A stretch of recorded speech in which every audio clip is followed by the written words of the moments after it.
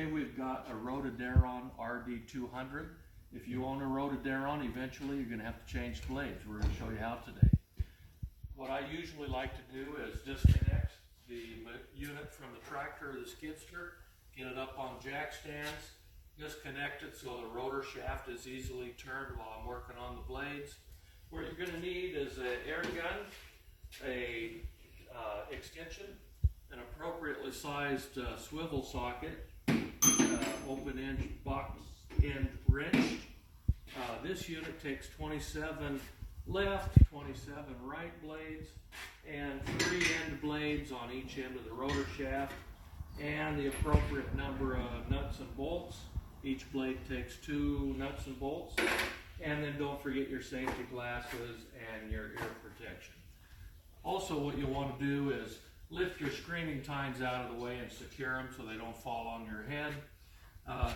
Pressure wash it real well. Get the dirt out of your way. It's going to make your job go a lot easier. So let's get started. On this 20-year-old Rotadairon, we're changing the blades, and I've noticed that previous mechanics have installed some of the blades incorrectly. So in our take one off, put one on, make sure we get the right pattern. This blade I removed. Come over here, figure out which blade it is. Is it a left or a right? No, wrong blade. Okay, that's the right blade.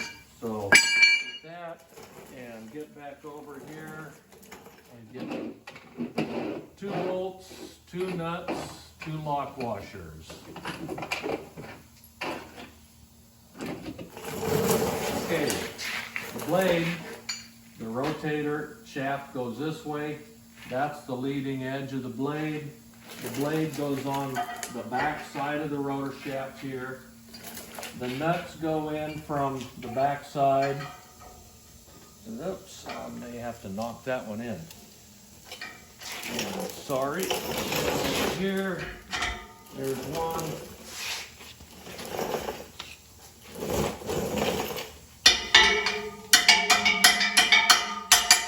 Okay.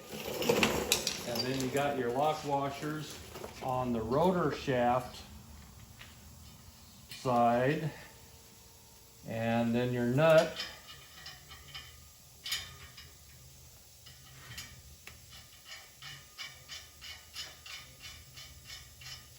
hand tight, and then you can come back later, tighten them down just as tight as you can get them with the big gun.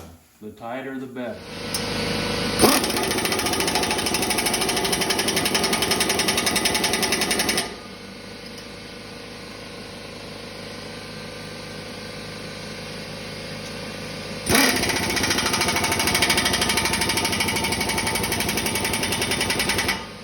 Quick note, on the chain case or drive side of the machine, it's not a problem, but on this side here, in order to change the end blades, you've got to rotate the rotor shaft so that the lower nut lines up right with this hole here.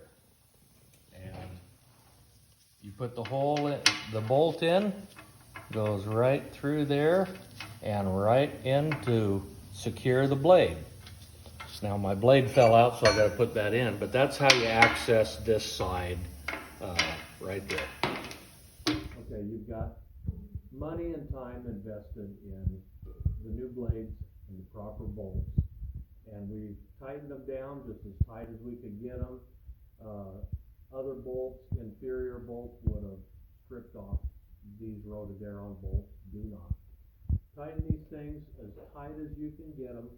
And then, last and final step, tack weld the nut to the end of the bolt.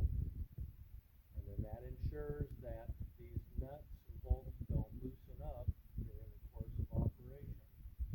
And these blades will last you a long time. They won't loosen, they won't break, they won't come off in the middle of a job. You won't damage your rotor shaft in any way. Okay, final test, protect your investment, tack weld them. I'll show you where it's at, right there. And here we go.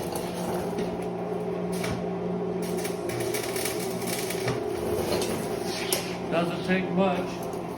tack weld them right there. It'll keep the nut from loosening, the bolt from loosening, and protect your investment in blades and your machine. Okay, we put new blades, nuts, bolts, 27 left, 27 right, 6 end. Put bearings and seals and new clutch. This customer's machine should function like it was new, probably last them another 20 years.